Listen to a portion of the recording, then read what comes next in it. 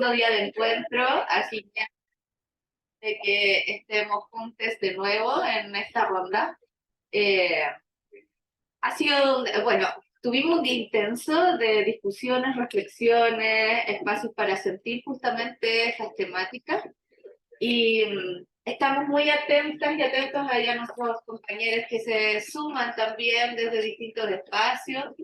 Y hoy día tenemos una jornada más en la mañana para seguir reflexionando, dando espacio a esta palabra que circula, a estos tejidos que estamos realizando. Entonces, el programa de hoy día es que vamos a tener este espacio de este tercer círculo, luego vamos a hacer un cortecito para que podamos movernos un poco y luego ya hacemos el cierre de la jornada en términos de tomar la síntesis y recuperar justamente lo que hemos habitado estos 2 días. Entonces hoy día mi compañera y amiga Mitzi me va a ayudar en este espacio de moderación y vamos a tomar esta tercera invitación, ¿no? Así que, querida mía, démosle. Bueno, lo que nos convoca en el círculo de hoy, de esta mañana, es pensar sobre las subjetividades y las tensiones entre el neoliberalismo y el eurocentrismo. Y para eso hay 3 preguntas, tal como ayer, que queremos que la presentemos esta discusión.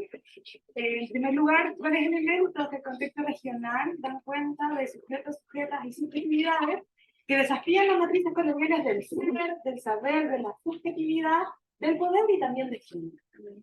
Eso por una parte. Segunda, ¿cómo pueden ser interpeladas de forma crítica esta subjetividad y esta forma por lo de las trabajadoras sociales? Y ¿cuáles serán los retos para la crítica intercultural descolonial de este y del trabajo? La última. ¿Cuáles serán los retos para la crítica intercultural descolonial de este y del trabajo?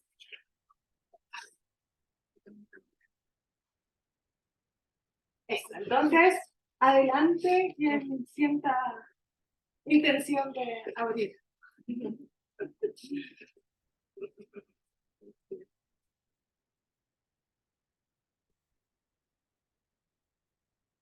Me lata siempre como que me emerge esto de la subjetividad a propósito de... Te carga. Me carga, sí. No, a propósito de mi tesis, ¿no? Que también estoy un poco visualizando cómo las subjetividades son colonizadas, y para eso estoy tomando a Sueli Rolnik, que es psicoanalista, artista, una mezcla de muchas cosas y saberes.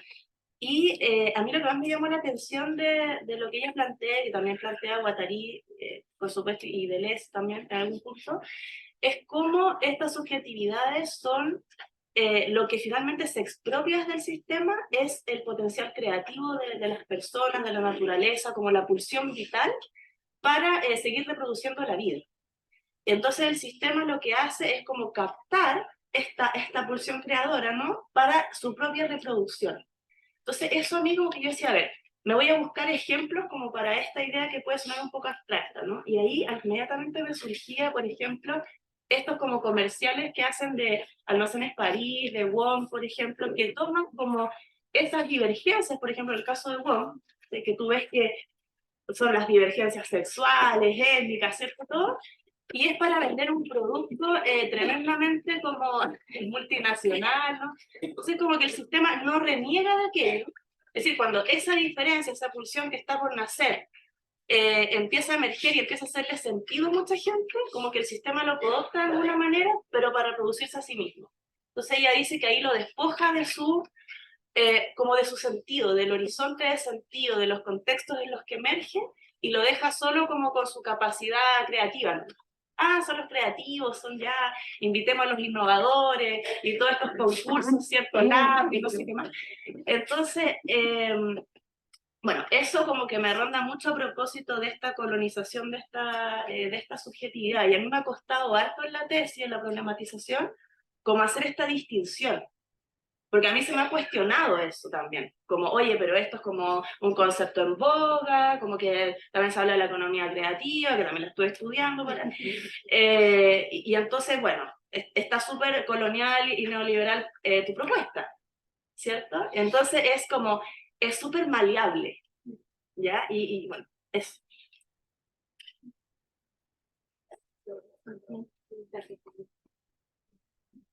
Bueno, yo un poco le había comentado a Nati que lo hablamos con Juan en casa cuando veíamos el nombre de la mesa, ya ahí nos surgió algunos interrogantes si realmente hay una tensión entre subjetividades neoliberales y eurocéntricas, entre sí, ¿no? O si no hay una complementación de subjetividades hegemónicas. En realidad, como que el neoliberalismo no plantea subjetividades, plantea la subjetividad. Digo, de por sí me parece que borra el pluralismo, ¿no? Hay una hegemonización del sujeto y de su subjetividad, por ende. Y las subjetividades que vemos, hablando de nuestro colectivo profesional, vamos a traerlo al trabajo social, no estamos por fuera de nuestro pueblo y de sus aconteceres, es justamente esa sensación de resignación, de fatalismo, nihilismo muchas veces, ¿no? De acriticidad, donde pareciera que ya no hay otra alternativa que el neoliberalismo, no hay otro camino que el neoliberalismo y que el capitalismo, ¿no? Y tenemos que luchar contra eso también, ¿no? Si nos gana ese pesimismo que está y esa resignación fundamentalmente. Yo siempre le digo a mis estudiantes, si no te mueve la convicción, que te mueva la indignación, pero nunca la resignación. Porque ya desde que se van formando empiezan con esto de, pero profe, una vez que uno se recibe, tiene que trabajar, y entonces, si uno plantea algo distinto, te van a echar, entonces no se puede hacer nada. Pero yo siempre les digo, si ustedes creen que no pueden hacer nada, estudien bibliotecología, pero no trabajo social. Están en la carrera equivocada. Siempre se puede hacer algo, ¿no? Entonces me parece que siempre, digo, y si no están creadas las condiciones, justamente me parece que una de las tareas del trabajo social es crear las condiciones, para que así sea. Digo, y me parece que las subjetividades eurocentradas, eurocéntricas, tiene que ver con esto de la jerarquización de cuerpos, de saberes, lo geopolítico, y con subjetividades emblanquecidas, ¿no? El emblanquecimiento de la subjetividad. Así que me parece que no sé si hay una tensión, y lo pongo acá para el debate, entre subjetividades neoliberales y eurocéntricas, sino que me parece que, así como plantea Quijano, hay una matriz de poder que se entrelaza, me parece que acá también hay distintos dispositivos de poder que hacen, ¿no?, a una subjetividad con diversas características, desde el neoliberalismo y el eurocentrismo, pero me parece que no compiten entre ellas, me parece que todos apuntan a subjetividades oprimidas, ¿no? Oprimidas, individualizadas. Así que bueno, lo tiro eso como para empezar a discutir, porque me sonó un poco ahí, me resonó un poco con Juan esto de si están enfrentadas o realmente hay una resignificación desde el neoliberalismo que trae, digamos, impregnado el eurocentrismo, el nor-eurocentrismo, digamos, ¿no? Ya hablando del nuevo imperio que nos azota en nuestra región. Bueno, continuando con lo que dice Silvana, siempre se tensiona lo contradictorio, ¿no?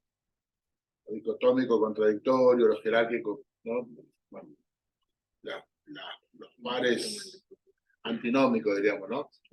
Se establece esta tensión, y acá me parece que no habría este tipo de tensión, como dice Silvana, lo charlamos, por cuanto estamos hablando de un gran proyecto de mediados, últimamente, este proyecto como se muestra desde mediados del siglo XX hasta ahora, esta parte, estos 70 años, ¿no?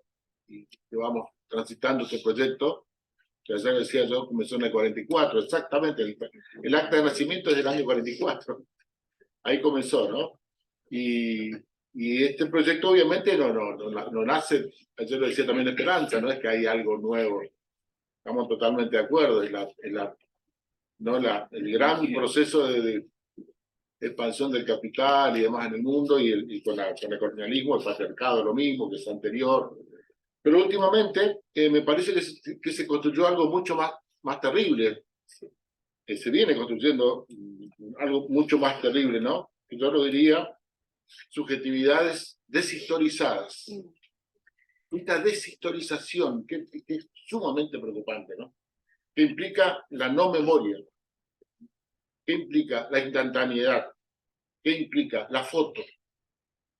Ya no hay películas, no hay historia, solamente fotos. Entonces, y este aceleramiento, esta rapidez con que se presentan las cosas, la obsesión por el cambio, ya no aquel cambio que soñábamos muchos y por el cual luchábamos, ¿no? Y muchos murieron por aquel cambio. El cambio estructural, el cambio, ¿no? De los 60, de los 70, ¿no? No, este cambio es de la novedad ¿no? del TikTok, la novedad de la imagen que te dura 2 segundos. Y no te dice nada, no significa nada, ¿no? Y entonces esta continua liquidez, ¿no? Creo que estamos complicados, muy complicados, ¿no? Muy complicados en términos de subjetividad, porque justamente sería algo que destacamos en trabajo social, en la construcción de subjetividad, es la historicidad, es el constructo social, es la situacionalidad histórica, política, es las condiciones, ¿no? Tanto interna como externa. Y esto viene a chocar fuertemente con esta onda muy fuerte, que obviamente nace del gran proyecto de la modernidad, nace del gran proyecto de la modernidad y de la colonización, ¿no? Por eso modernidad, colonialidad. Pero hoy tiene como estos rasgos mucho más fuertes, ¿no? Que uno lo vive y bueno, pareciera todo instantáneo, todo un presente continuo, ¿no? Alguien alguna vez, creo que fue Alfredo Carballeda, o no me parece que fue Ana María Fernández, que hablaba de padecimiento del futuro, ¿no? Ana María Fernández, ¿no? La psicóloga que le están por dar un honor y causa ahora en Mar del Plata, Ana María Fernández. Ella hablaba de padecimiento de futuro, padecimiento, ¿no? Cuando uno sufre, ¿no? Esa falta de futuro. Todo es presente, no tenés nada atrás, mirás el vacío atrás, mirás adelante, no hay nada. Y eso debe ser algo sumamente terrible, ¿no? Debe ser algo, cuando después de tantas construcciones filosóficas, después de tanta construcción, ¿no? De llenar de esperanza y de llenar de largo plazo y llenar ¿no? Así que bueno, eso quería aportar. Para el trabajo social es muy preocupante, sumamente preocupante, porque choca justamente con esa tarea de construcción de sujeto, de subjetividad, de historicidad, de sentido de la existencia, ¿no? Sí, Esperanza. Sí, creo que compartimos la misma preocupación, pero es una preocupación en medio de una paradoja también, porque digamos que en el mundo y específicamente ya en nuestros territorios de la Via Yala, digamos que ese lugar de la subjetividad hoy es muy importante. En muy buena medida, con todo lo que podamos decir, a mí me parece que esta era posmoderna tuvo esa posibilidad, porque siempre se ha hablado de subjetividad, pero era una subjetividad más bien oculta, ¿cierto? Ahora bien, hasta ahí vamos bien, ¿no? Me parece muy importante porque yo sí creo que este despliegue de la subjetividad también en nuestra región pues nos ha permitido también hacer rupturas, ¿no? Rupturas estéticas, por ejemplo, que hay que valorarlas profundamente porque si uno las mira bien, también son fuente de descolonización, ¿cierto? Pues los cuerpos, los rostros, Y también esas rupturas con todos esos parámetros heteronormativos y bueno, esas formas de hacer familia, ¿cierto? De hacer relacionamiento entre personas, de trascender esa idea de familia así colonial como fue implantada para una idea de familia ampliada, otra vez de otra manera, en donde caben y las vecinas, los vecinos, los amigos. Eso me parece que fue un paso o ha sido un paso importante. Donde creo yo que viene la discusión que nos preocupa es en términos de que todas esas formas de diversidad en todo sentido, siendo llevadas a lo colectivo, tienen un nivel también muy individual dentro de lo colectivo, no sabría cómo llamarlo. Es como un individualismo colectivo, más o menos algo así, porque entonces es una cierta fragmentación de la sociedad, en donde si tú no eres de allí no puedes hablar, no puedes entrar, ¿cierto? Es una nueva forma de organización de las relaciones y los colectivos y colectivas que también deja por fuera a muchas personas, que nos impide. Por ejemplo, hoy tenemos una preocupación enorme, la escuchamos siempre: ¿qué pasa con los diálogos intergeneracionales? ¿Qué rupturas tan tenaces ahí, cierto, colegas? Escuchar frases como, por ejemplo, bueno, usted ya está viejo, vieja, tiene que salir, y ese afán. Y entonces también ahí ve uno esa incidencia tan fuerte de este modelo, de esta economía neoliberal capitalista, porque también en medio de tanta diversidad y tanta lucha por emerger esa subjetividad en todo sentido, hay una, se ha asimilado esa directriz de sacar rápido del juego a las personas mayores, de reducir los tiempos de vida útil, entre comillas. Entonces hay un juego también muy neoliberal en eso, ¿cierto? Muy perverso. Y eso nos ha venido preocupando, lo escucho mucho de las colegas. ¿Qué hacemos con esa fragmentación, cierto? O sea, en realidad la subjetividad es importante, pero ¿qué hacemos con esa subjetividad que sigue estando colonizada finalmente? Sigue estando colonizada porque no da cabida, por ejemplo, a un pensamiento crítico que vaya más allá de la propia reivindicación de los propios derechos y el derecho solamente que me beneficie a mí, ¿cierto? Pero ¿y dónde está el proyecto societal? ¿Dónde está el proyecto territorial? Entonces hemos encontrado, por ejemplo, nos ha pasado, ¿no? En las discusiones que tenemos, ¿cierto? Por ejemplo, que hacemos un trabajo territorial desde un solo enfoque o con una sola mirada de diversidad y el tejido social lo desarticulamos sin darnos cuenta. ¿Y por qué? Porque ya cada uno nos volvimos especializados en la diversidad, en una en particular. Pero seguimos reproduciendo esa colonialidad, pienso yo, del ser, ¿no? Porque si en algo confío es cuando lo planteaba, por ejemplo, bueno, Dulce también, Aníbal Quijano, que lo leo bastante y lo conocí también, me parece fantástico. Es que hay un lugar de la subjetividad, que es la parte de la colonialidad que sigue reivindicando de otra manera un cierto bienestar, unos beneficios, pero que ayer lo decías tú, Alicia, cuando llega el momento de transformar el poder se queda en la subalternidad, ¿no? O sea, como un lugar más de confort, pero sigue siendo subalterno. Entonces, ¿dónde está la transformación social cuando uno pregunta, ¿no? ¿Qué quieres transformar? No quieres transformar nada, quieres mejorar tus beneficios, pero no transformar la sociedad. Y esa preocupación por la transformación social se vuelve un cliché también, ¿no? ¿De qué transformación estamos hablando? ¿Qué es lo que estamos transformando? ¿Por qué no tenemos paciencia para saber que esto es que nos supera la vida, ¿no? Como decía Paulo Freire, va más allá de nosotros, de nosotros. Y cómo nos volvimos también trabajadores y trabajadoras sociales que todo comienza cuando yo llego y todo se acaba cuando yo me voy. ¿Cómo hacer para ese trabajo social que se piense más distinto y que va en conexión con lo que dice también Juan? Y es como la inmediatez, ¿no? Del cambio. Solo existe el cambio ya. Un año ya es mucho tiempo. un año ya es muy antiguo, ¿cierto? Sí. ¿Cómo trabajamos por una transformación, pero la repensamos esa transformación de otra manera? Y la vemos de manera con más paciencia, ¿cierto? Con más paciencia, como hemos aprendido.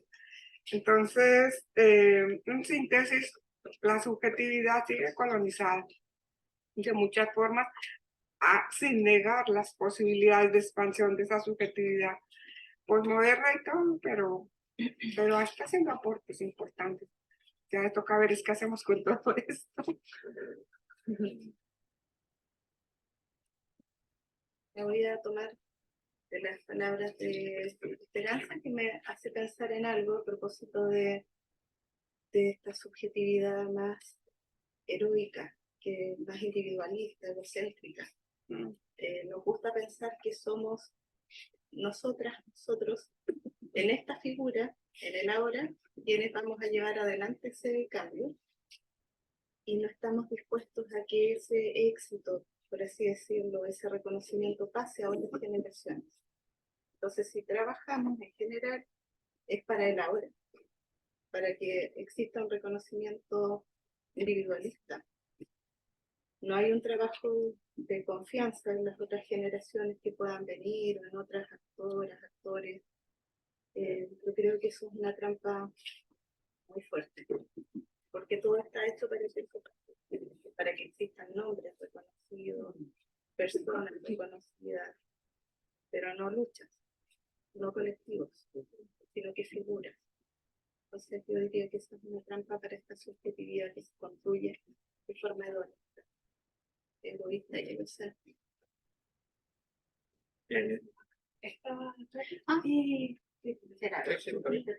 No, lo mío cortito, solamente comentar a propósito un poco como de la experiencia de mi proceso. Yo trabajo inicialmente con mi proyecto de investigación en violencia sexual con mujeres.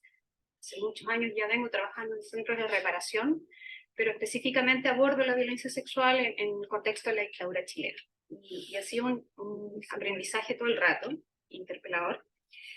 Porque además las subjetividades hay que construirlas, donde la palabra no existe y donde lo que de alguna manera está presente es mucho el silencio. Y tiene que ver con construir subjetividades del horror también, del cuerpo transgredido, materialmente.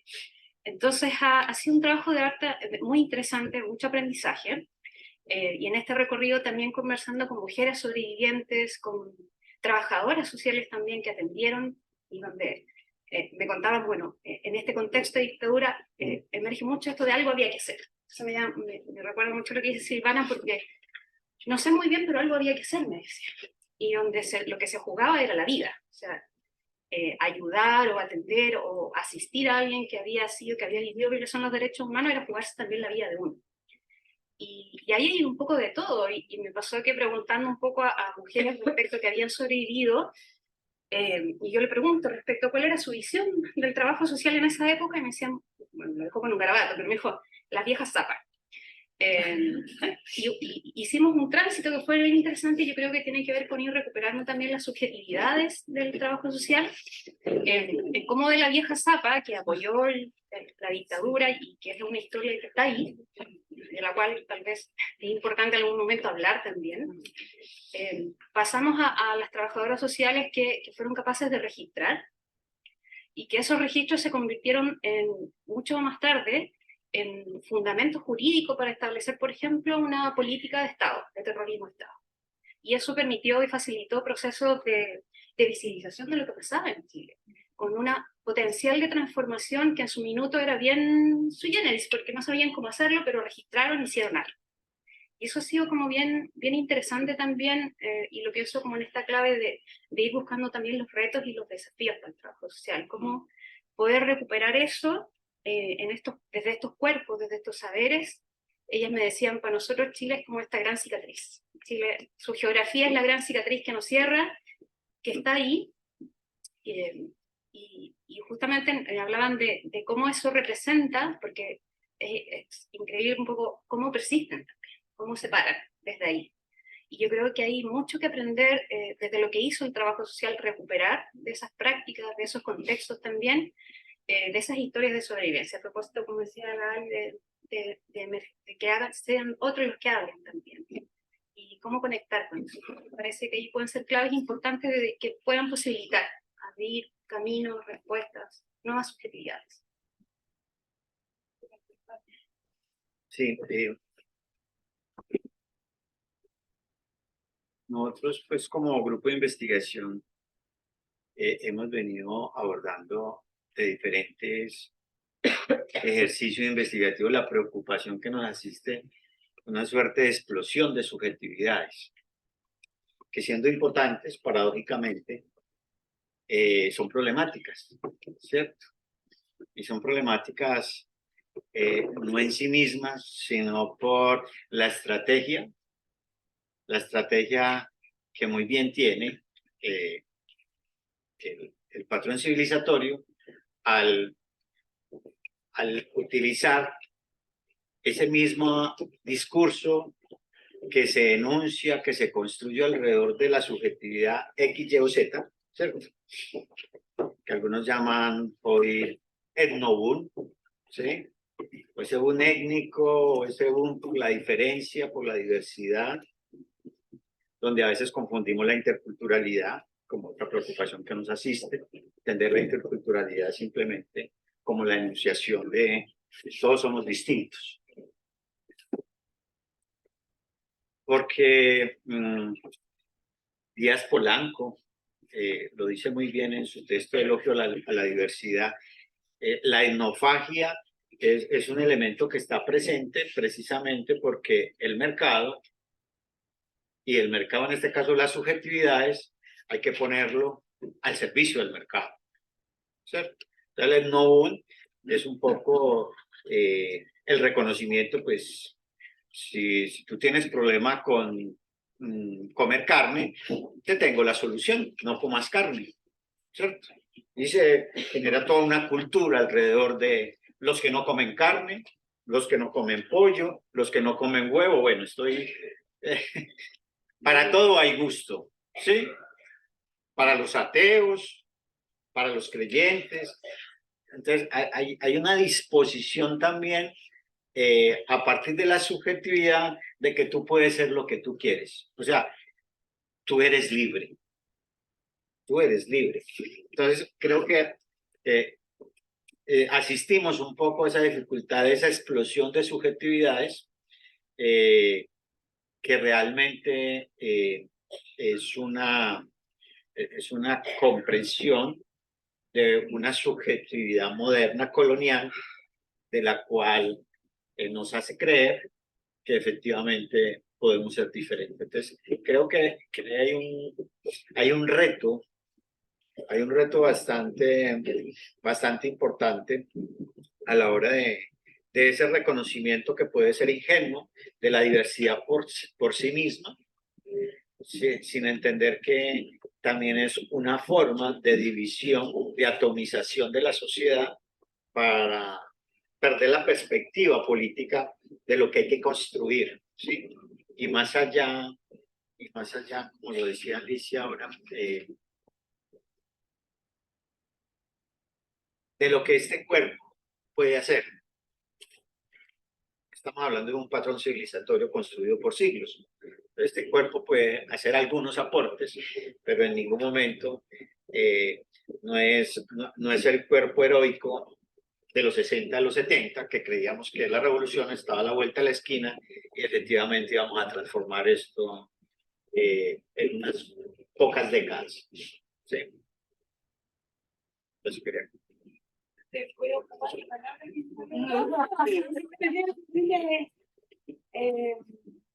Solamente quería decir que en función de lo que he escuchado, inevitablemente pienso en la categoría de tiempo y cómo la concepción del tiempo en estos espacios bien liberal, bien presente. Tiene formas de operar que nos tienen en un ritmo, no solamente como esta premura y sino también en un ritmo de contagio, de vínculo, de construcción de colectividades, que interpela directamente a ese tiempo de construcción de la subjetividad con otros, en el trabajo. Y a raíz también de lo que decía Katy, pensaba que a veces hay claramente hay tiempos para los procesos interventivos individuales, colectivos, para la comprensión de las historias, los ideales, a partir de estas violencias sexuales, a partir de esta subjetividad del horror, ¿no? Es claro, es algo que podemos leer con otras vueltas también, con otras, pero también por efecto de todos lo que esos cuerpos experienciaron en ese, gracias a eso, ¿no? Como poner eso, porque pensaba que en síntesis solamente que los tiempos solamente operan en los tiempos de lo neoliberal o y tampoco de la intervención, sino también de los tiempos de cómo nosotros consideramos los tiempos con los otros y las otras, para los otros y las otras, en estos espacios, tanto académicos, personales, y como esos se cruzan.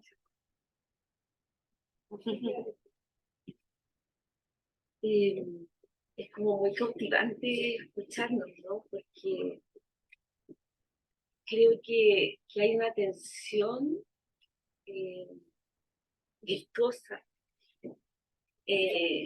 como en los relatos, en todos los relatos que se presentan. Y frente a eso me surge la idea de compartir una investigación que hicimos con la UNAM, que la estamos terminando con la CORI, la Universidad de Copiapó, ¿no? De Atacama. Atacama.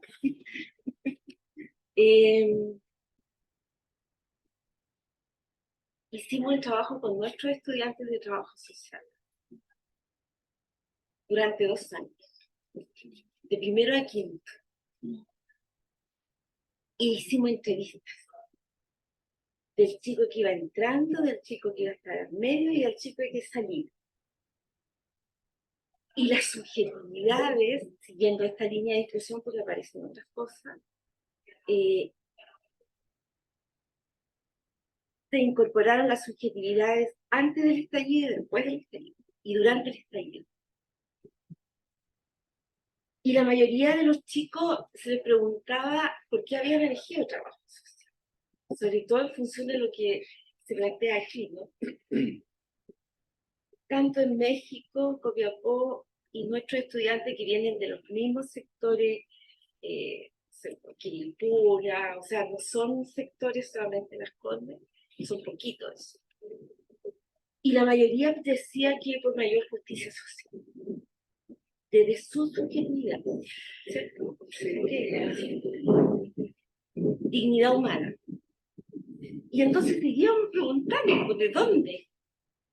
Esto se le preguntaba a los chiquillos, pero estas 3 universidades, mi abuelo, mi barrio, mi tía, ¿sí o no? ¿Sí o no? Entonces son subjetividades que yo diría que están en una tensión permanente. Y a lo mejor la pregunta nuestra, porque después íbamos avanzando en eso, y nos dábamos cuenta que nosotros los profesores colonizábamos esas subjetividades. Planificación, ¿sí o no? Planificación, ¿qué más? Epistemología más bien europeizante. Intervención con unas tremendas expectativas dentro de la sala de clase, y cuando van a la intervención no pueden hacer prácticamente nada. ¿Sí? Y reforzamos la cosa más cognitiva más que política, porque la institución se come al chico. ¿Cómo lo hacemos, agente político, para que esta subjetividad, que son históricas, es otra cosa que nos dimos cuenta? Las subjetividades de ustedes se hicieron en el barrio, se hicieron en la cancha, se hicieron en los juegos. Y yo por primera vez veo a estudiantes de trabajo social al desnudo, pecho al aire, chiquilla, paseándose por el Cristo, por San Joaquín. ¿Sí o no? Eso quiere decir que hay espacios que tenemos que identificar. Hoy día los chiquillos están uniendo mucho el trabajo social con la estética. Pero ¿qué espacio le damos nosotros a la estética al interior de las salas de clase? Y ahí yo también planteo, para mí Paulo Freire fue mi maestro, además yo lo recibimos acá, y que sí, no sé cuántas cosas. Hacemos un proceso de enseñanza-aprendizaje absolutamente colonizado. Los procesos de aprendizaje también. Y los alumnos se van desencantando. O sea, sí, miren, lo que apareció, ahora estamos sacando el libro, que nos ha costado harto, 100 millones, pero aparecieron, quiero contar una anécdota.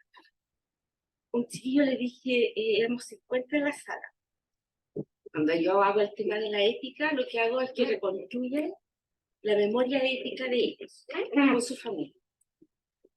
Y un chico me dijo, profe, ¿sabes qué? Yo no le voy a decir nada, pero la próxima clase quiero decir algo. ¿Ya? Y el chico le dije, oye, ¿te acuerdas que tenías que traer algo? Sí. Traigo una carta de mi abuelo. Era un abuelo detenido desaparecido. Entonces, hay subjetividades que pueden intencionar a esta.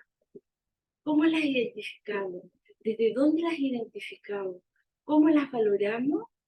Yo creo que es un elemento, a lo mejor ya no es solo la palabra, sino que el trabajo con el cuerpo.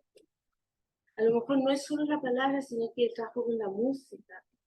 A lo mejor no es solo la palabra, a lo mejor son otras formas de procesos de enseñanza-aprendizaje en que podemos ir rescatando esta subjetividad, y yo concuerdo contigo, o sea, hoy día esas subjetividades explotan y eliminan a los sujetos, como actores. Pero hoy día, por lo menos el trabajo social chileno en terreno, porque yo creo que en la academia estamos más protegidos, en terreno, el neoliberalismo lo ha hecho súper. Lo ha hecho súper. O sea, tú no puedes entregar ningún aporte social, cultural, político, individual, si no pasa por ciertos esquemas, formularios. Puedes hacer cosas. Uno puede ir y trabajar animación sociocultural, trabajo grupal, qué sé yo, y puede uno incluso alternativamente fortalecer el desarrollo político de esas comunidades. Pero ¿cómo las institucionalizamos más al interior de universidades que tienen el esquema neoliberal tremendo?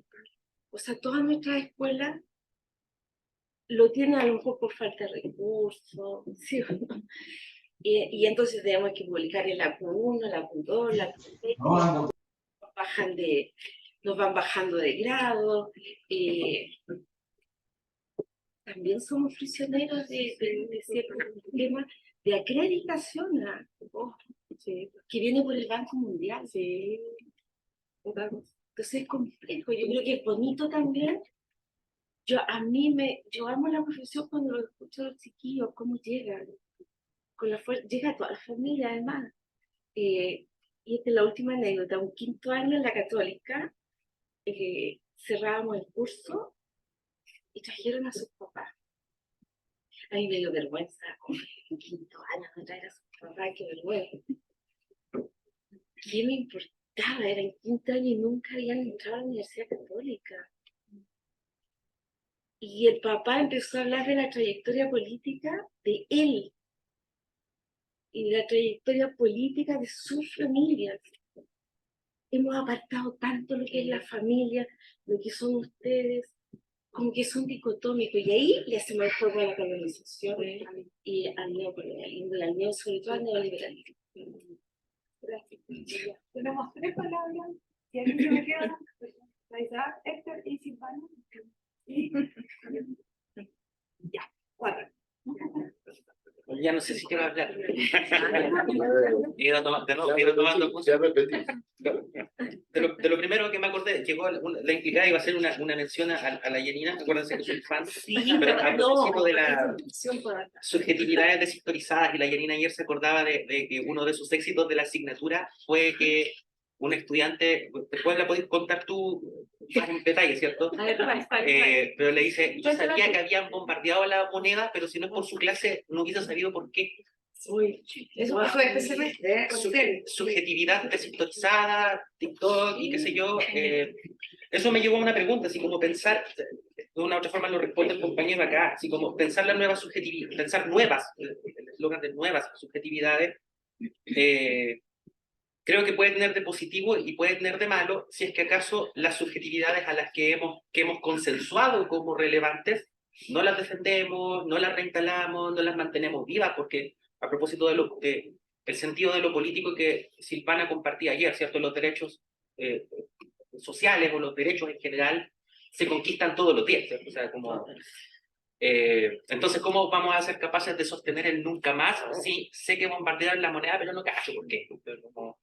Me parece que es anecdótico, da un poco para reírlo, pero en el fondo es triste y muy grave. Eso por un lado, ¿cierto? Voy tomando punto. Una de las cosas que trabajo yo en mi tema doctoral trata de abordar desde las colonialidades, la Nati ya me la llevó harto ahí, ¿cierto?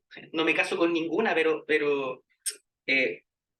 para bajar mi infancia y mis temas, ¿cierto? Pero colonialidades, biopolítica, anatomopolítica, como grandes marcos comprensivos que nos permiten llegar más o menos a las mismas conclusiones, ¿cierto? Yo diría que tenemos los referentes que nos permiten leer la realidad y nos quedamos en el punto que Esperanza ha ido reforzando, ¿cierto? Tengo la pregunta, no tengo ninguna respuesta.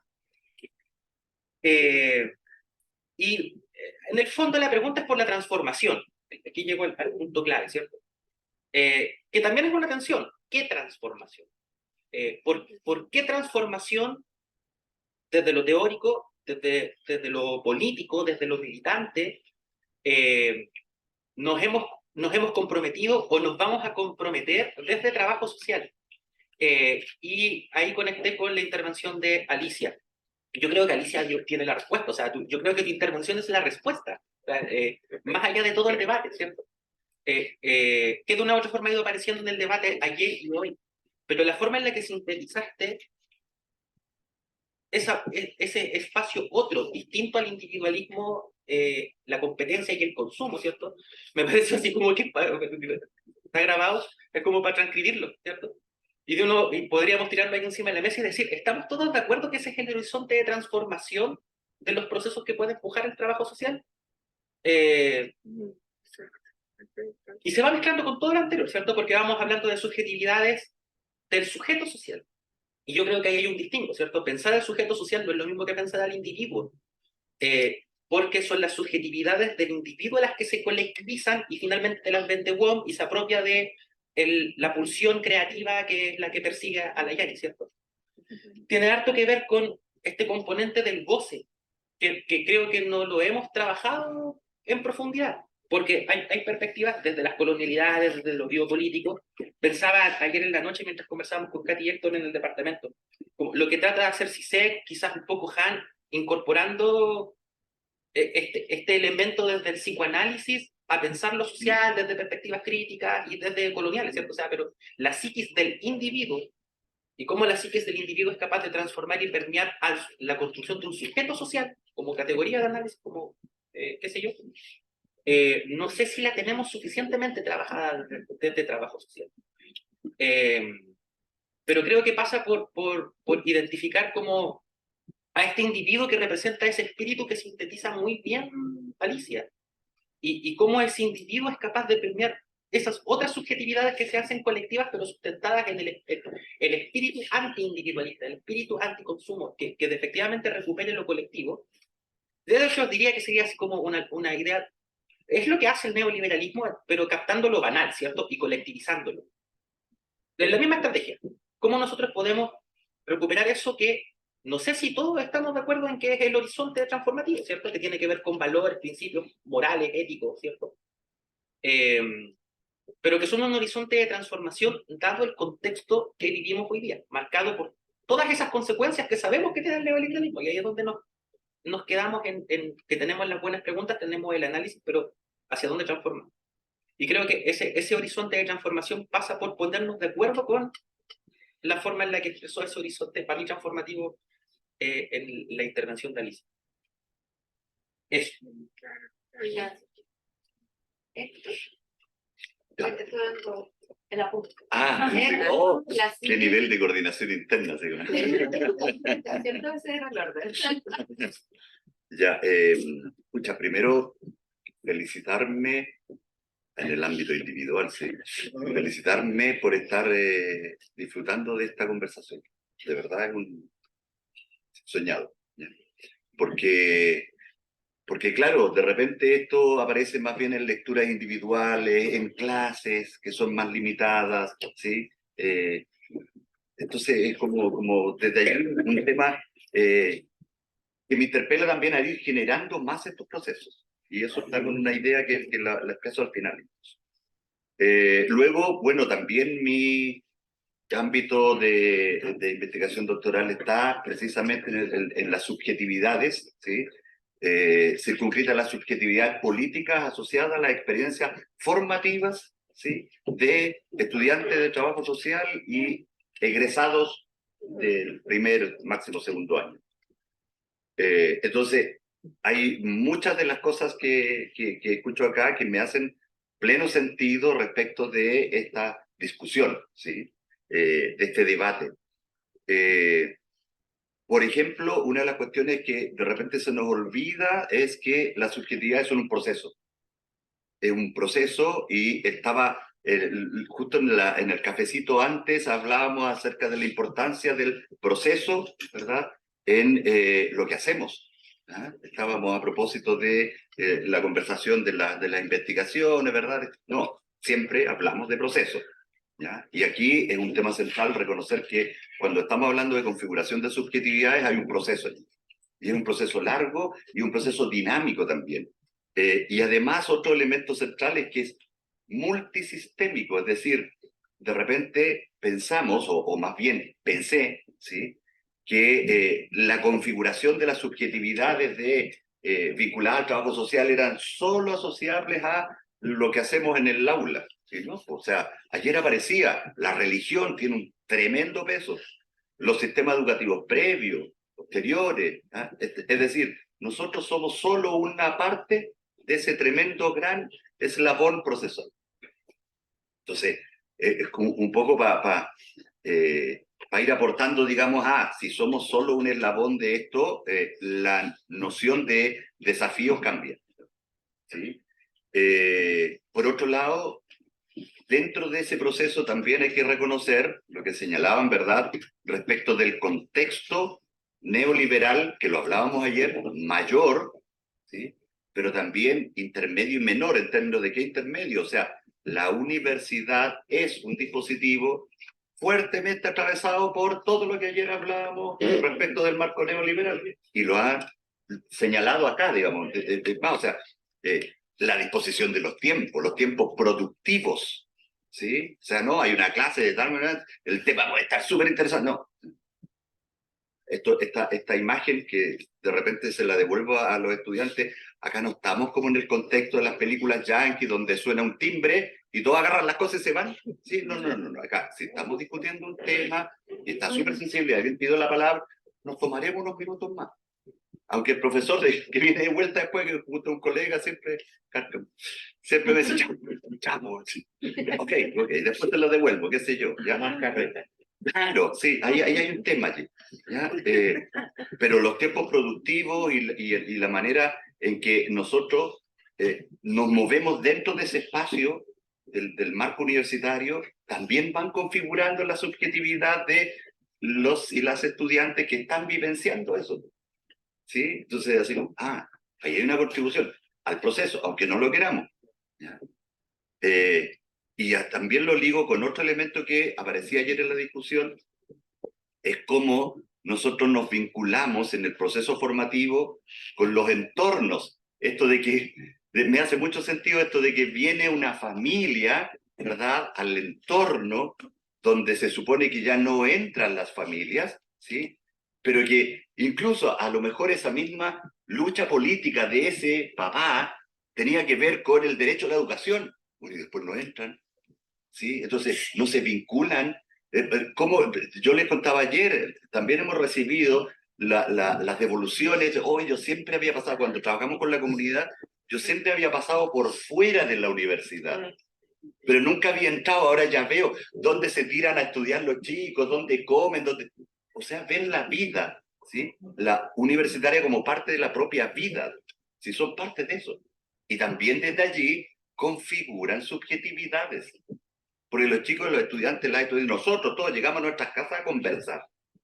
Y ahí también vamos reconfigurando, ¿sí? Incluso somos bastante reacios al tema de vincular el ámbito formativo con lo que pasa afuera. Es más, solo para un dato, nosotros adjudicamos con un equipo un proyecto de extensión para reflexionar respecto de la vinculación del trabajo social con sus comunidades, ¿sí? Que lo estamos haciendo en colaboración también con conversaciones que mandamos la convocatoria a todas las universidades del país. Nos respondieron, no voy a decir el dato, ya, pocas. Pocas, ¿por qué? No, chuta, no lo vi, no, el correo, no, te lo voy a responder. Todavía, sí. Sí. Entonces, ¿por qué? Porque, no, y después cuando, no, la temática es súper pertinente, sí, necesitamos reflexionar respecto. Pero no está. ¿Sí? Es que el tiempo. Entonces, y después entonces volvemos, ¿por qué los y las estudiantes aparecen? No, porque es lo que nosotros estamos formando. ¿Sí? Otro elemento, esta suerte de, que también me interpela muchísimo lo que señala Alicia, ¿verdad? En términos de esta mirada desde el metro cuadrado. Hoy estamos criticando la configuración de subjetividades neoliberales que se instalan como esto del interés propio, ¿verdad? Del metro cuadrado en la vida, etcétera. Pero nos preguntamos respecto del desafío del trabajo social en la reconfiguración de las subjetividades. Y reconocemos al mismo tiempo que es un tremendo proceso, donde nosotros somos solo un eslabón, pero la tarea es nuestra. Eso a mí me hace mucho sentido respecto a lo vemos desde el campo individual. Y nuevamente, para seguir con el, ¿sí? La Yanina, por ejemplo, tienen allí una publicación respecto de el campo de las subjetividades críticas en el trabajo interdisciplinario. ¿Por qué nosotros no estamos discutiendo esto con otras disciplinas? Si no es un tema único, ¿sí? Si hay otros aportes respecto de la configuración de subjetividades, si somos un eslabón y hay un montón de otros eslabones. Y entonces allí, con esto cierro, perdón, me parece central el tema de abrir estas discusiones también a otros campos disciplinarios, a otros ámbitos de la vida, ¿sí? No perdiendo la perspectiva de que la lucha es lo importante, ¿sí? Y lo último es, me alegro muchísimo que se estén abordando, porque eso también es parte del conocer, ¿sí? Se estén abordando ya y quiero que después conversemos, porque una de las cosas que nunca, o sea, cuando en las discusiones para ir preparando el proyecto de tesis, qué sé yo, decía la Nati, no hay información respecto a subjetividad política. No, sí tiene que haber, busca. Porque, pero es escasísimo. Es súper escasa porque no es un tema que se haya abordado, ¿sí? Ampliamente, y yo creo que es fundamental a esta y muchas otras discusiones respecto de los horizontes de transformación. ¿Sí? Eso. No, simplemente a colación a lo que trae Cecilia. Primero también comparto, qué placer escuchar esta conversa, ¿no? Qué necesario darnos estos tiempos. Hablando del tiempo, coincido con esto de que el tiempo configura la subjetividad también y hay que descolonizarlo.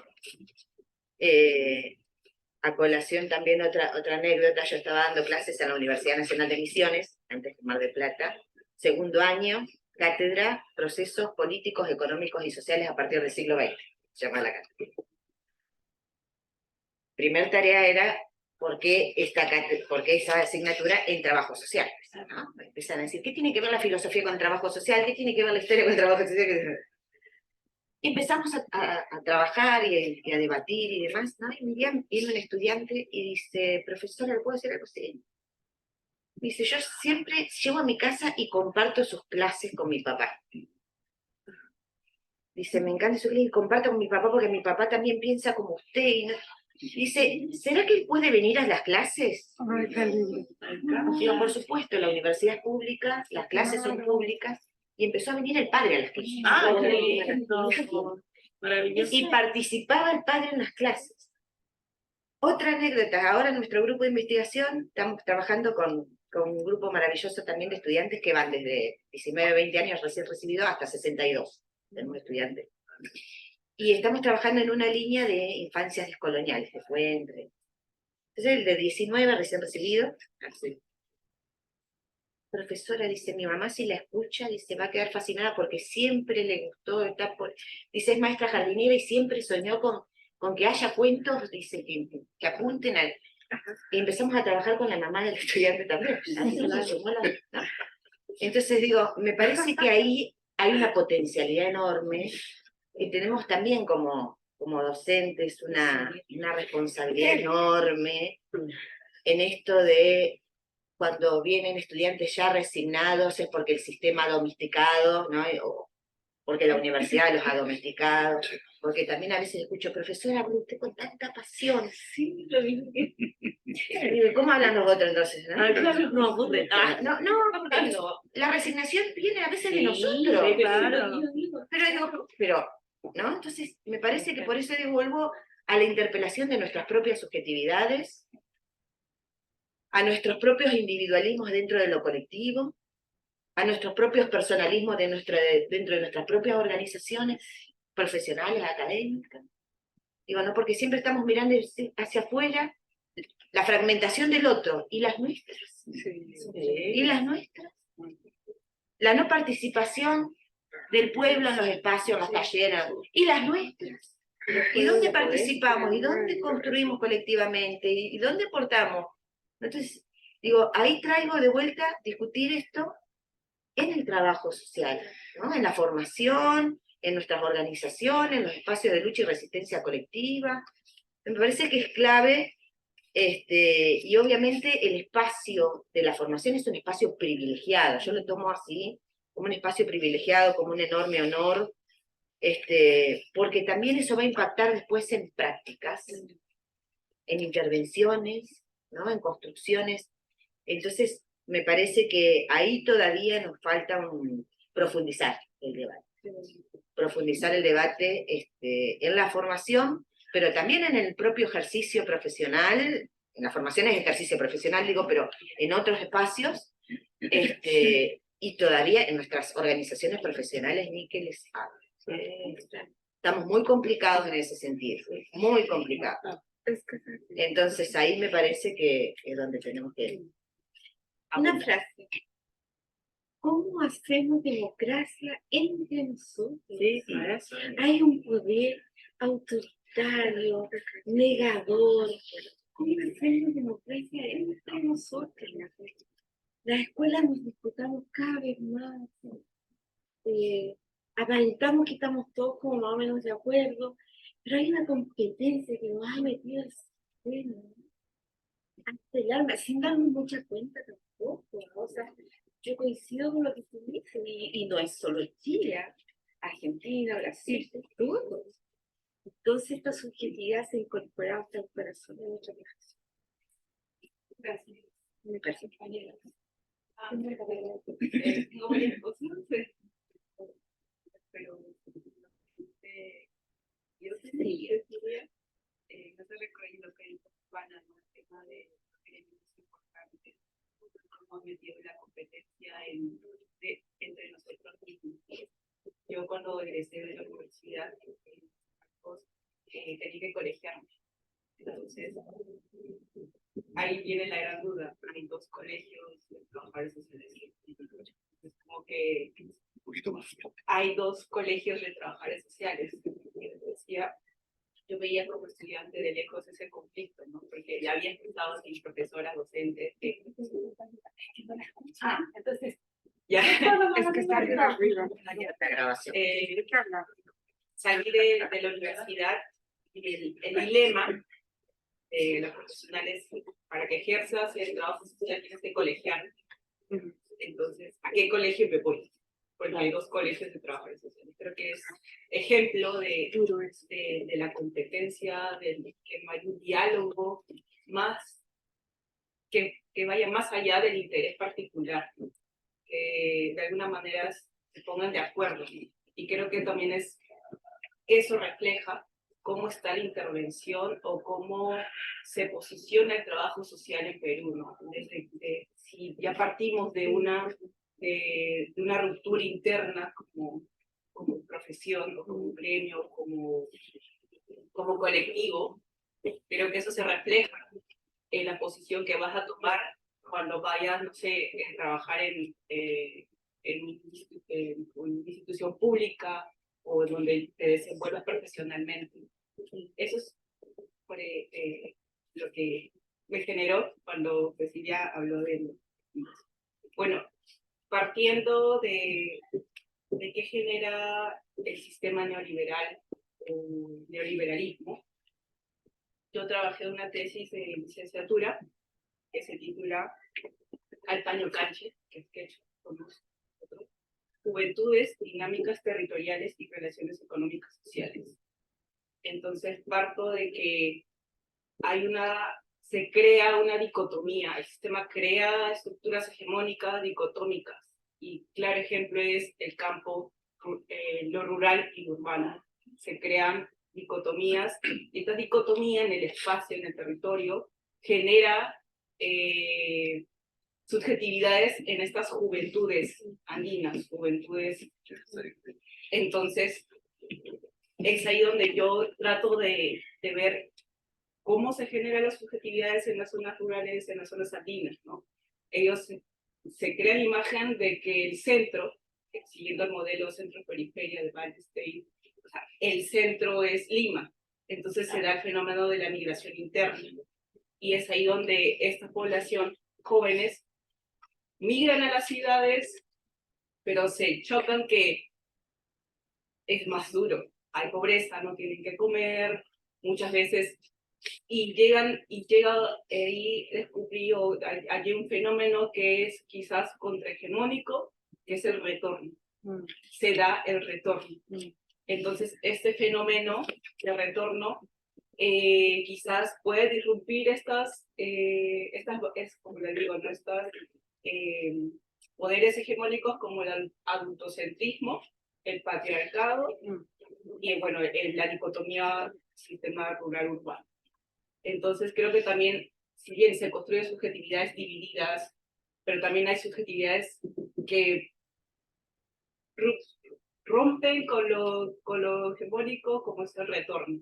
El retorno, bueno, cuando analicé el caso de esta asociación, porque esos jóvenes retornaron a su territorio por estas trayectorias, porque a su salida generan trayectorias.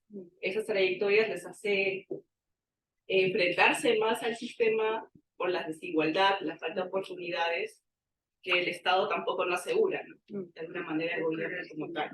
Entonces, pero estos jóvenes retornan con la idea de que me fui para nada, pero ya tienen una lógica como que construida de que en el campo está la oportunidad de dinamizar una economía quizás con una lógica, no solamente teniendo en cuenta la agricultura tradicional, sino también puedo ser agricultor, pero innovando con tecnología que aporte a su territorio. Entonces esas lógicas también se están construyendo, están disrumpiendo lo que generalmente ha construido el sistema, que es la migración interna del campo a la ciudad, pero también hay lógicas que van contracorriente y que son justamente retorno. Y creo que desde el trabajo social, a mí cuando yo planteé esta tesis me cuestionaron mucho porque decían, ¿qué tiene que ver con el trabajo social? Me decían, eso es una tesis de antropología, es una tesis de sociología o geografía, porque es muy importante incorporar instrumentos como el geográfico para ver las trayectorias en el territorio. Claro. Entonces, y me acuerdo que ahí en la discusión para la sustentación me dijeron, ¿cuál es el aporte del trabajo social? ¿Cuál es el aporte del trabajo social? Que ayuda a las personas. Exacto, que ayuda. Bueno, hubo unas preguntas que dijeron que ayuda, entonces yo digo, creo que es un hallazgo este fenómeno del retorno, porque estás viendo que hay construcción con colectividades que están incidiendo en el territorio, están construyendo en el territorio, y creo que desde el trabajo social, por ejemplo, jóvenes o mujeres, hombres, están haciendo cosas en el territorio. Es necesario que el trabajo social recopile eso, sistematice y en base a ello proponga, por ejemplo, una educación descentralizada, una política de centralización que tenga en cuenta que, por ejemplo, en Perú, yo cuando hice las entrevistas a estos jóvenes, el instituto donde ellos estudiaron una carrera, no habían carreras afines a los recursos o a las actividades productivas del territorio. Por ejemplo, en ese instituto tendría que haber, no sé, agronomía, zootecnia, pero en realidad había carreras como ingeniería civil, o no, perdón, que tenía que ver con la construcción de inmobiliarias en un territorio andino.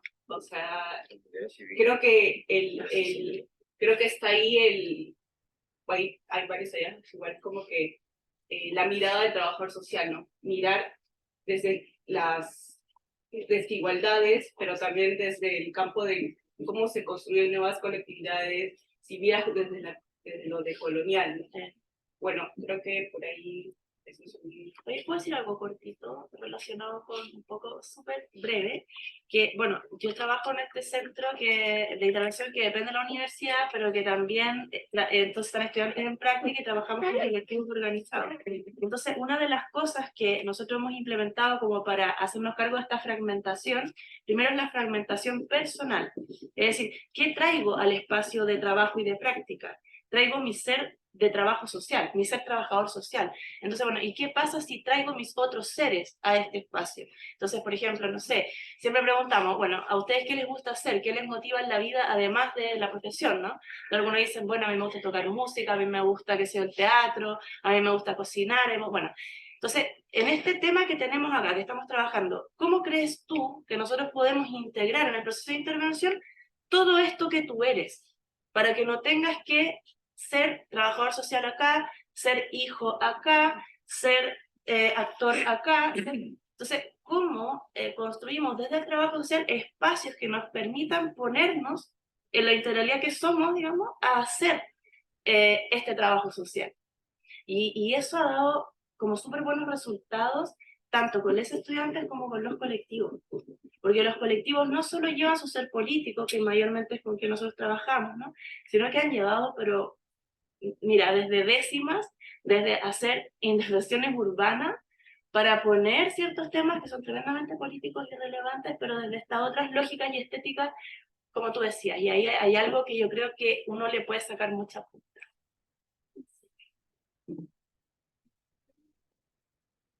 Pero es solo para compartir lo que está diciendo nuestro compañero Rubén Darío en el Zoom, ¿no? Que a la luz de lo que hablabas hace un poquito, Silvana, decía, efectivamente, en muchos casos los docentes nos hemos resignado sin darnos cuenta y lo que transmitimos en clave de agenda culta es resignación. Ese es Rubén. Sí. Gracias, Rubén. Tan rebelde. Buenos días. Bueno, como docente, mi experiencia como docente en la escuela siempre me generaba una preocupación, esto que mencionabas, la idea de futuro, ¿no? Incluso era una idea dolorosa, o sea, ver cómo un niño o una niña en 6º grado no tenía esperanza. Y eso impacta en la educación, porque ¿qué vengo a hacer a la escuela? ¿Para qué me sirven esos contenidos? ¿Qué quiero aprender? O sea, ¿para qué me sirve aprender incluso? Y llegaba a un punto en el que muchos respondían, yo vengo aquí porque como era una cosa que me generaba ruido, comencé a indagar, ¿por qué vienes? No, yo vengo porque necesito que mi mamá le paguen el subsidio. En Colombia hay un subsidio de Familias en Acción, ¿no? Entonces, eso de una u otra forma obliga que debes mantenerte dentro del sistema educativo para que te puedan dar ese subsidio. Entonces, eso era una puñalada en el corazón, ¿no? Y llevaba a cuestionar la práctica docente también de cómo hago para motivar a mis estudiantes y que tengan una idea de futuro y esperanza en ese futuro. Entonces, pues como dice Eduardo Galeano, la utopía es la que nos motiva a seguir andando. Entonces, para mí eso es sumamente político, que tú tengas esperanza en el futuro. Entonces, era brutal cuando en una clase de ciencias sociales, filosofía, que era las que trabajaba, hablaban como, el sistema es injusto, lo que estamos viviendo no es así, o sea, no tiene que ser así, se puede cambiar. Y entonces yo decía, eso no se puede cambiar, porque yo no puedo cambiar, ¿cómo hago yo para cambiar? Bueno, quitarnos la idea del futuro y la esperanza despolitiza la vida. Pero hay una, como esa idea de la pérdida de futuro nos ha enfermado como sociedad, y hay autores que lo trabajan como Bauman, como que habla de la sociedad del cansancio, y es como las enfermedades del momento, enfermedades de salud mental, ¿no? Hay un concepto nuevo que emergente, ¿no? Y es la psicopolítica. ¿Cómo nos han llevado a enfermarnos, a vivir una vida llena de ansiedad, y la ansiedad y incluso se mercantiliza la salud mental cuando eso no está sano? Ve a terapia. Todos no estamos sanos. Sí, Todos en terapia. Como valeriana. Exacto. Y esa misma idea de la ansiedad, de la depresión, somos una sociedad depresiva, y se mercantiliza con eso. El estrés nos lleva a otro asunto que es sumamente delicado, peligroso, y que no se diferencia mucho del mantra de religiosidad, ¿no? Que es el exceso de positividad, la felicidad. Tienes que ser feliz en medio de toda la mierda que te está pasando. Entonces, y eso también se mercantiliza, porque ¿cuánto te cuesta una clase de yoga para mantener la sonrisa? Para que no te para la felicidad, para la depresión. Para la depresión, para todo. O sea, hay un mercado para eso. Miramos hace poco con Silvana la película de Adam, y la acusaban de exceso de felicidad. Sí, entonces, el exceso de positividad es una lógica que se nos viene vendiendo y que se vende en todas las instituciones, porque hoy en las empresas, en la industria incluso, tú eres un colaborador, tú haces parte de esta familia. O sea, te venden la idea de que haces parte de la empresa y de la familia, y tienes que sonreír por eso. Tanto que en el día a día, incluso yo me he preguntado muchas veces, yo soy muy gruñona, ¿no? Entonces estoy amargada todo el tiempo, porque cuando te saludan incluso es ¿cómo estás? O sea, se supone que tú debes responder siempre bien, bien. Para no incomodar, claro, porque al final claro, si no vas a terapia.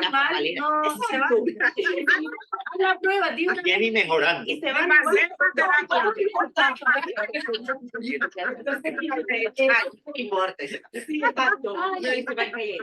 Exactamente, entonces toda esta como forma de moldear la subjetividad dentro del sistema capitalista, neoliberal y neocolonial, porque me gustó eso que no recuerdo quién lo planteaba, y es la colonialidad del ser. Creo que esta es una nueva forma de construir una nueva subjetividad y colonizarla, o sea, dirigirla hacia dónde, y es hacia el mercado de consumo de la vida, y es sumamente perverso, porque es la salud mental, o sea, entonces todo eso nos lleva también a algo que es bastante complejo, y es esa línea divisoria entre la realidad virtual y la realidad, ¿no? Entonces, y la pandemia hizo una colaboración muy fuerte, y Esperanza lo mencionaba ayer, que era ella que hablaba de eso, cómo nos condujeron definitivamente a depender aún más del tema de la realidad virtual. Pero a mí me llama mucho la atención es cómo ya esa línea es mucho más pálida, la separación de la vida real de la vida virtual. Entonces te ofrecen un mundo a la carta, en todos los sentidos estás a un clic de lo que quieras. hasta de la sexualidad, de la emocionalidad, o sea, y ese es otro tema del que podríamos tenerlo. Eso por un lado, ¿no? Como poner bajo la sospecha esta romantización que se hace de todo esto de la terapia y todo el tema de salud mental. Por otro lado, hay un punto, y difiero un poco en ese, como, creo que hay que tener mucho cuidado cuando se piensa el tema de la diversidad y de el mantra de la diferenciación neoliberal. Porque a mí me parece sumamente valioso que yo hoy pueda decir en un espacio público y en un debate, soy atea. Y que eso no me cueste luego que me quemen en la plaza pública. Me parece sumamente valioso que hoy mi subjetividad pueda ejercerse con cierta seguridad y libertad de que eso no me va a costar el derecho básico de la vida. Eso es rescatable.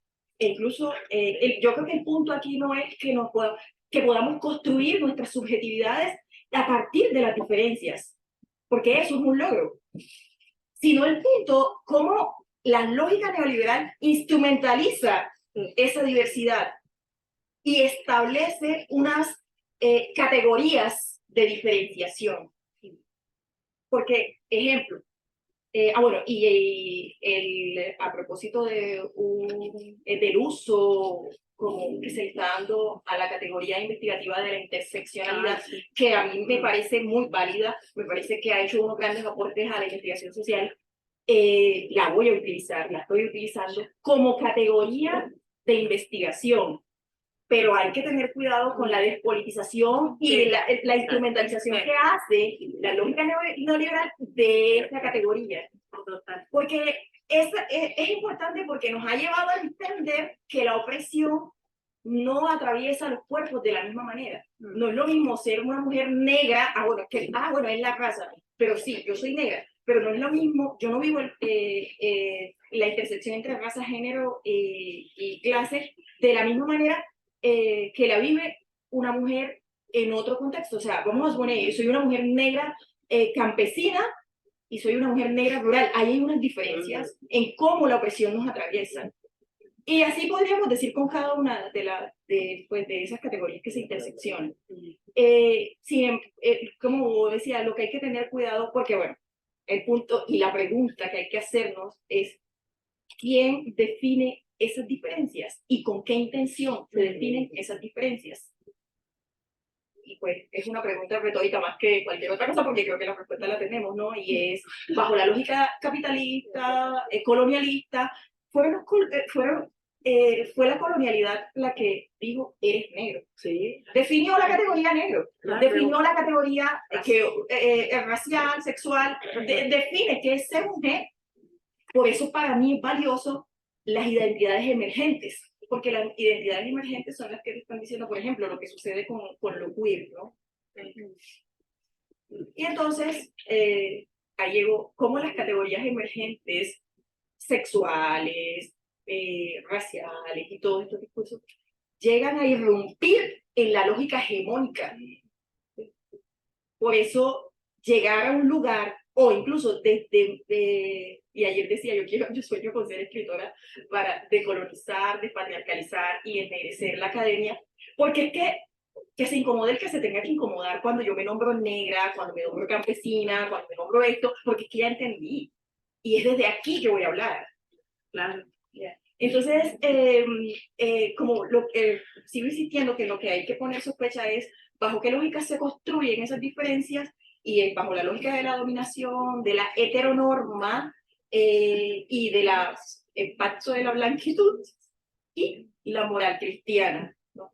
Entonces, para mí, el performance que uno construye desde su identidad es sumamente político. Y es sumamente político porque yo llego al espacio a decirles estoy presente y existo. Y a eso le llamo la política del joder. Joderles la tranquilidad. Joderles la tranquilidad que han construido bajo esas lógicas de dominación y bajo esas lógicas que ya están categorizadas y que tú debes responder. Y si tu existencia no responde a eso, antes nos mataban, por eso digo que es valioso hoy poder decir nombrarme. Es cierto. Solamente para, hay que ir llevando las discusiones por momentos. Tiene Natalia para decir unas palabras también, y Esperanza y Nora. Más bien, no sé si Blanquita me está escuchando porque Blanquita nos dio dos comentarios importantes, entonces no sé si quieres abrir el micrófono. Hola, buen día. Bueno, hoy estoy un poco afónica o de pronto me quedo afónica, espero que no me traicione la voz. ¿Me escuchan bien? Sí. Okay. Sí, bueno, mis comentarios, uno de ellos era un poquito en torno a incorporar a todos estos elementos que ustedes están colocando en la discusión y que me parecen sumamente ricos, o sea, todos estos elementos que se van colocando ahí. El no olvidar el papel de la tecnología en estos procesos de construcción de subjetividad. Y que, bueno, acá lo que vemos es que se ha vuelto algo sumamente relevante en las últimas generaciones. Esto suele tener mucho más influencia que los medios masivos de comunicación y que otros actores que anteriormente, digamos que tenían ese papel. Ahora esto que se da a través de las redes. Y algo que, bueno, yo en lo personal me vengo preguntando, sobre todo a partir de este ejercicio temporal y forzado que tuvimos, ¿no?, de trabajo virtual durante la pandemia, durante el confinamiento por COVID-19, y que observamos esto, cómo tuvo una gran influencia precisamente en este mayor individualismo o en este individualismo exacerbado, en esta mayor fragmentación, como bien dicen, de todos, no solo fue de los jóvenes, sino en realidad está como muy generalizado, incluso, pues yo hice un par de estudios durante la pandemia con personas mayores, y este tema, por ejemplo, también que se notó ahí de fragilización de algunas de sus redes, incluso de las familiares, de las que les dan apoyo afectivo, ¿no? Entonces, ¿qué tanto esto, y particularmente, bueno, este planteamiento que llega ahora de Oriente, de la sociedad 5.0, como la forma que se está imponiendo para que trabajemos, para que estudiemos, para que realicemos cualquier tipo de actividad, incluso socialicemos, ¿no?, a través del espacio virtual, y que si bien sabemos que tiene una serie de ventajas, bueno, también qué repercusiones trae, y yo me vengo preguntando qué tanto esto constituye una nueva ola de colonización. Bueno, lo pongo sobre la mesa. Y el otro comentario es en relación a esto que señalaba la última colega, la que participó.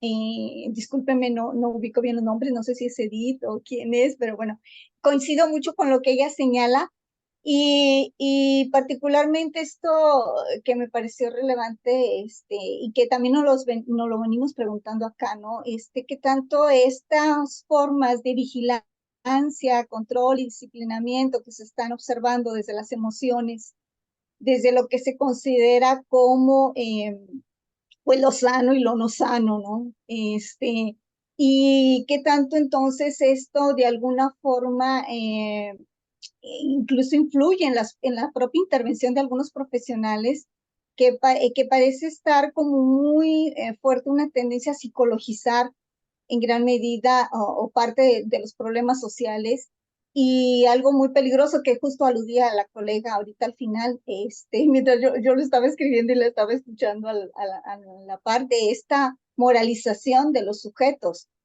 en donde eso contribuye a que se coloque la responsabilidad del bienestar social en el individuo, en la familia, y que tanto esto entonces juega precisamente en función de anular lo que tiene que ver con todas estas condicionantes sociales, y particularmente con estas lógicas, estas formas de racionalidad que nos imponen desde esta perspectiva, bueno, desde este pensamiento hegemónico a través de la colonización constante. Bueno, eso es lo que yo quería poner sobre la mesa, porque me parece que ha sido muy, muy rica la discusión en la mesa del día de hoy. Gracias. Gracias, Blanquita. esperanza, y ahí Bueno, escuchando a todas, a todos, estaba pensando en que el mensaje que podríamos pues, tener un poco con lo que has puesto es que tenemos un gran reto de salirnos de lo bueno y lo malo. Yo creo que hay que empezar por ahí, ¿cierto? Porque Lo binario. lo bueno y lo malo, porque entonces no es ni bueno ni es malo. O sea, no es bueno ni es malo el hecho de que haya toda esta explosión de subjetividades. O sea, creo que estamos de acuerdo, ¿no? El asunto es, estaba pensando, es ¿qué hacemos con todo ese estallido de subjetividades en medio de un orden mundial capitalista que todo lo capitaliza? Que sabe capitalizarlo, ¿sí o no? ¿Qué hacemos con todo este estallido tan importante de subjetividades frente al mismo modelo civilizatorio en el que estamos, en el que la modernidad paradójicamente te da espacio para la diversidad, te da espacio, te da espacio, pero siempre y cuando no incomodes, siempre y cuando no desestructures el orden, ¿cierto? O sea, es hasta ahí donde te da permiso. Y ese es el límite que no alcanzamos a ver, ¿cierto? De por qué quienes transgreden ese límite, si son masacrados, si son expulsados, si son perseguidos. Entonces, moverse entre los límites es poder ser diverso, pero el sistema intacto, ¿cierto? No, aquí no pasa nada. Es cuestión de beneficios. ¿Y qué hacer también con toda esa explosión de la subjetividad? Pensaba yo en trabajo social, que siempre llegamos allá. Porque tenemos el cuerpo, el alma y todo comprometido. Y entonces, ¿sabes qué se me venía a la mente? Una cosa que escuchaba ahorita y era, ¿qué hacemos con trabajo social? Que tenemos ese peso de la subjetividad justiciera, colega. Es subjetividad justiciera. No hay trabajador social que no sea justiciera. Totalmente. Pero ¿saben dónde está el tema? Que es que hemos venido hablando de eso en muchos lugares. El tema es, primero, ¿de cuál justicia? Porque hoy son justicias en plural. Pero el tema es cuando tenemos tiempo para hablar de eso. ¿Cuándo hay tiempo? ¿Cuándo hay tiempo? Cuando somos una disciplina totalmente pragmática. Cuando ese pragmatismo que nos fundó sigue latente. Ese pragmatismo que te dicen a ti, sí, muy bueno, muy buenos pensamientos, muy buenos ideales, pero a ver, la solución, dinos cómo hacer, por favor, dinos. Pero ¿cómo se hace? ¿Qué tenemos que hacer? ¿Qué tenemos que hacer? Y se supone que el pragmatismo es una relación entre pensamiento y acción en primera instancia, ¿cierto? Claro. Pero hemos anulado el pensar. O lo hemos vuelto eurocéntrico, eurocéntrico. Es decir, pensamos con pensamientos prestados todo el tiempo. Eso.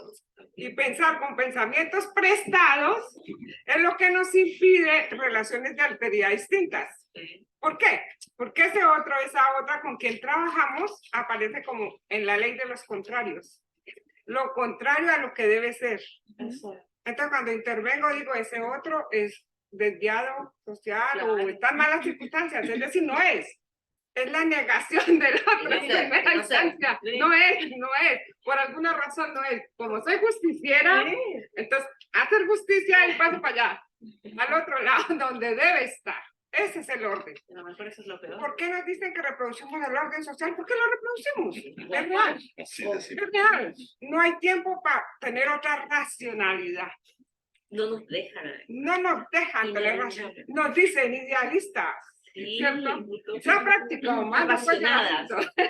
Entonces, digo yo, eso es en el aula, en toda parte. Entonces, dicen compañeras, claro que colonizamos todo el tiempo, porque hay que tomar los contenidos, porque hay que cumplir con la meta, hay que lograr, y los objetivos del milenio son sagrados.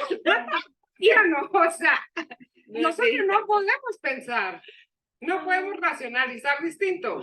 Y si no citamos no sé cuántos autores, ojalá clásicos, no tenemos rigurosidad. Exacto. Entonces, es todo eso que hace que aunque amemos el trabajo social y seamos tan comprometidas y comprometidos políticamente, no dejemos de ser coloniales, ni dejemos de seguir colonizando, porque es que el otro, la otra, siempre será lo antagónico. Ahí es donde yo retomo con lo recuerdo, ayer creo que lo hablábamos, ¿cómo lograríamos tener un pensamiento más analéctico? Más analéctico. Porque la analéctica es precisamente una propuesta de liberación que dice que es importante no ver en el otro el antagónico, sino lo que sea complementario precisamente. O sea, dar paso más que a la contradicción, a la complementariedad. Porque la complementariedad es lo que nos permite reducir el margen de la exclusión. Mira, puedes estar en la situación más difícil del mundo, pero es una situación, no eres tú. Estás viviendo esa situación, no esa situación eres tú. No. Si lo vemos así, de seguro tendrás más que aportar que el problema en sí. ¿Me hago entender, cierto?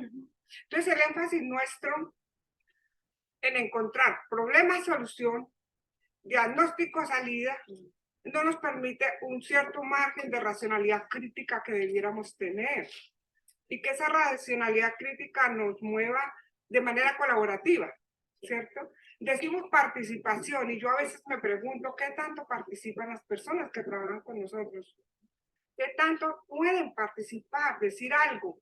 No, más bien obedecen, porque representamos poder.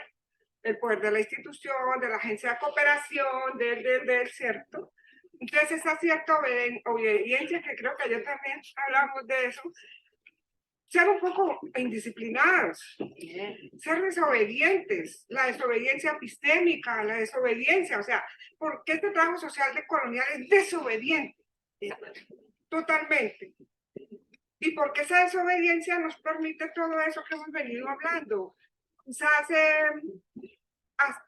acercarnos a otras historias, es tan interesante eso, ¿cierto? Como tú y yo conversamos ahora, mira, historias negadas de vida, ¿cierto que sí? Negadas, que no tienen cabida, que aquí vienes a aprender el idioma, que vienes a aprender, ¿cierto? Aprender la cultura, lo tuyo no está. Si nuestra racionalidad fuera más liberadora y más analéctica, siempre tendría el otro lado un lugar en la vida mía, porque no hay situación que no tenga que ver con mi vida. O sea, el distanciamiento en trabajo social también es aprendido, ¿cierto? Sí, yo voy a trabajar con niños de la calle y yo no tengo nada que ver con eso, son los niños allá, las niñas, ¿cierto? Por fuera de mí. Entonces, creo que era tú que mencionabas, o la Silvana, o cual, no me acuerdo, pero todos, pues. Todos. Ese tema de la separación, sí, de la separación del profesional y el proceso, ¿cierto? Sí. Por esa misma racionalidad pragmática que hace que uno sienta que lo del otro no es lo mío, ¿cierto? O que reconozco solo aquello que me permite realizar mi proyecto de intervención. Pero no el ser que haya histórico, la biografía, su cultura, no.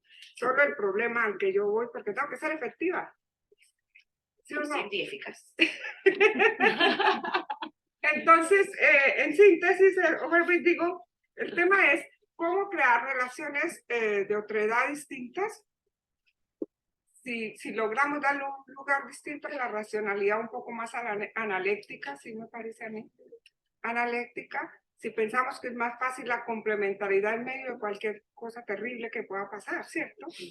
Porque eso es lo que gesta la solidaridad, la posibilidad, como cuando tú dices, vino la mamá, vino el papá a clase, esa es la entrada de los escribidos, ¿no? Sí. La entrada. Sí. Es una universidad pública que uno se sueña así, pública, abierta, para que dialoguemos todas y todo. Entonces, si logramos dar paso a esas subjetividades que han estado ahí excluidas, ocultadas, pues creo que podremos enraizarnos, ¿no? Sentirnos más parte de lo que estamos trabajando. Y es hora también de discutir este tema del pragmatismo, porque es como intocable, ¿no? Como si uno no pudiera hablar de eso. O también bajarnos de esas cargas, de las soluciones de todo, de ser tan efectivas, tan exitosas. Pase lo que pase, lo podemos hacer en trabajo social.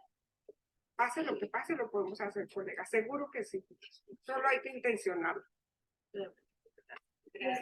Bueno, intentando no ser repetitiva, algunas cosas no las entiendo. Pienso que el sistema no está intacto. El sistema tiene huecos que hay que reconocer. Y hay que saber dónde están para justamente ahí generar los procesos que confrontan ese sistema. Porque pensamos el sistema como algo que nos aplasta. Bueno, en realidad el sistema es una construcción de personas que han tenido ciertas vertientes, pero que no las tienen todas, no lo saben todos. Entonces ese sistema tiene huecos y por lo tanto tiene aspectos que no controla. Me parece que ahí está la sabiduría de nuestros pueblos. El lenguaje, las prácticas, la relación con la naturaleza, la relación entre personas, las formas de expresión, el lenguaje. Todo eso no lo controla el sistema, no lo conoce, porque se dedicaron a exterminarlo. Y a mí me parece que poner el eurocentrismo aquí, en esta discusión, me parece que es importante, porque ahí es donde justamente intentaron destrozarlo, desaparecerlo, no lo lograron, afortunadamente. También creo que hay tiempo si lo construimos, porque el tiempo también es una construcción social. Y hay un libro muy interesante que habla del no hacer nada. Cómo hay sociedades que al no hacer nada es cuando la creatividad surge, claro, y se promueven y se construyen alternativas de vida más cercanas a la vida cotidiana de las personas. El tiempo es una construcción social. Y creo que ahí el tiempo es nuestro. Y el tiempo es nuestro y nosotros decidimos a qué lo queremos dedicar. A veces decidimos con quién contactar. Ahí está una forma de decisión. Pero el tiempo es una construcción social, por lo tanto sí hay. Y esto es nuestro tiempo. Y ahí yo creo que también tendremos que ser muy agradecidas, muy agradecidos a los que nos antecedieron. Porque si lo pienso en mi ámbito laboral, las mujeres que lucharon y los hombres que lucharon por una jornada laboral de 8 horas me beneficiaría, claro. Por un derecho a un sindicato me beneficia, por un derecho a vacaciones. Todo eso que yo ahora puedo de alguna manera disfrutar es porque hubo un movimiento, una revolución y alguien que se movilizó para que eso se lograra y que yo disfrutara. Que lo que decía nuestra compañera, ¿no? De ahora yo puedo decir que soy negra y no me van a matar por eso. ¿Saben quién luchó porque las mujeres estuviéramos en la educación, porque las mujeres votaban por las mujeres en todo el proceso de derechos civiles de las mujeres? Y gracias a ellas también es que estamos aquí. Entonces no nos pensemos como únicos haciendo esto desde ahora y desde este momento. Más bien este es nuestro momento histórico para hacerlo, porque ya nos dimos cuenta, porque ya abrimos los ojos, porque ahora ya lo sabemos, pero este es nuestro momento para hacerlo. Las que nos antecedieron hicieron el suyo y hay que agradecerlo, pero hagamos el nuestro ahora para las generaciones también que vienen detrás nuestro. Yo creo que ahí es un punto también para el trabajo social, fortalecer a las nuevas generaciones. Ese nuevo proceso también de mujeres que van a venir a hacer otras cosas que tal vez nosotros no estemos viendo. Entonces creo que en esta lógica del eurocentrismo, las profesiones disciplinarias sí convergen con el neoliberalismo. El tema es que nuestras profesiones son diversas. Y el trabajo social yo ahora firmo con una gran también expectativa de vernos diferentes, porque no hay un solo trabajo social. Hay una gran diversidad de trabajo social. El tema es que nosotros en esta red, en este encuentro, estamos definiendo esta forma de hacer trabajo social. Y estamos marcando un antes y un después, porque pensarnos desde coloniales, pensarnos, ¿no?, desde un marco que enfrenta el neoliberalismo, pensarnos desde un marco que definitivamente no estamos de acuerdo con el eurocentrismo, más que un mucho histórico. Y por lo tanto es una corriente de pensamiento dentro del trabajo social que no se disciplina el neoliberalismo. Y eso ya también marca un hecho histórico y una divergencia. Somos dentro de esa diversidad de trabajo social, esta es una. Sí, claro. No la única, pero sí es una que queremos nosotros no solo promover, sino también dar a conocer y también nosotros ir cada vez profundizando.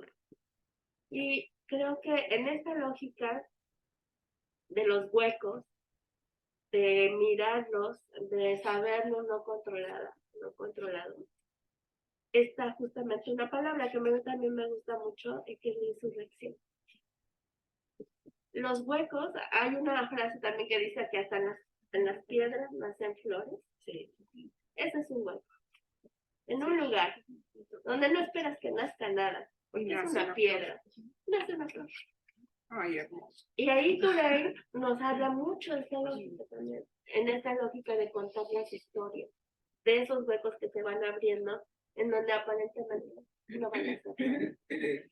Y esa es nuestra tarea como trabajadoras sociales, como profesionales de las ciencias sociales, cualquiera que sea, es dar a conocer esos huecos que se abrieron en una piedra. Es dar a conocer esos procesos democráticos que sí surgen, que sí existen y que son de una gran alternativa para la población en democracia, en igualdad. Porque existen. Nosotros los conocemos, hemos estado en las comunidades. Conocemos a las mujeres que han luchado por su defensa de sus tejidos, a las mujeres que luchan por la forma en que trazan el campesinado. O sea, lo conocemos, lo sabemos como trabajadoras que tenemos una gran responsabilidad de contar estas historias y que también ellas nos puedan contar, dar esos espacios para que un poco decía, no me acuerdo si era en un congreso, decía, no, yo no voy a hablar de darle voz a las sin voz, no, ellas tienen voz, claro. Entonces yo le voy a dar de mi media hora, yo voy a hablar solo 10 minutos y que ellas hablen 20, porque ellas tienen voz. Las comunidades tienen voz. Entonces, creo que el trabajo social tiene ahí una gran beca, una gran riqueza, y nosotras, como profesionales de trabajo social, tenemos una gran responsabilidad también de ir construyendo este nuevo camino y esta vertiente de un trabajo social indisciplinado y surreal. Y que va en confrontación directa con un discurso que aparentemente es normalizado. Gracias. Para cerrar, un comentario de Rubén, que está ahí en el Zoom, dice: el reconocimiento de que nunca el sistema tendrá pleno control es ya una actitud de resistencia que concede espacio a la creatividad para movernos autónomamente en los pequeños resquicios que todavía existen. Ese es nuestro compañero Rubén. Agradecemos mucho este espacio. Es que el último comentario es Blanca, que responde a eso. Dice, claro, dice Catherine Walsh, ya ha señalado esa forma de resistencia y reexistencia que constituye la estrategia particular de sembrar en las grietas.